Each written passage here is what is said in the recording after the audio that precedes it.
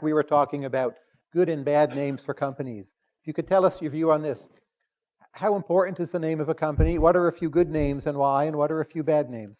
Well, I think the naming of this is sort of like a slight um, aesthetic thing I believe in very strongly is that the names of companies are often very predictive of future failure or success. So I'd say PayPal was a very friendly name. It was the friend that helps you pay.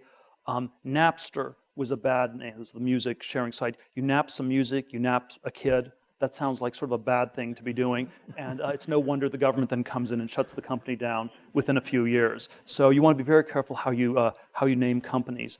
In the sharing economy context, I like Airbnb way more than Uber. Airbnb sounds like this very innocent, virtual bread and breakfast, this very light, non-threatening sort of company. Uber, that sort of sounds like a bad name from Germany sometime in the 1930s. What are you exactly above? Like maybe the law. Um, and um, and this is probably something that, again, from a government regulatory perspective, I think Airbnb is a vastly better name than Uber. And on the social networking side, I would say that I actually think Facebook was a very good name. I think MySpace was sort of a more problematic name. Facebook was. You can say that all these social networks involve both reading and writing. Unlike real life, you have to write before you read. You first have to write some things about yourself, then you read more about other people. Over time, reading dominates writing.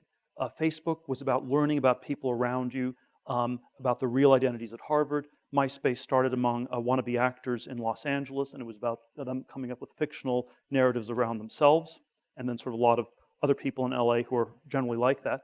Um, and because reading dominates writing, Facebook would ultimately dominate MySpace. So I think you could sort of there's a certain version where the whole arc of the company was the whole product arc was implicit in the names.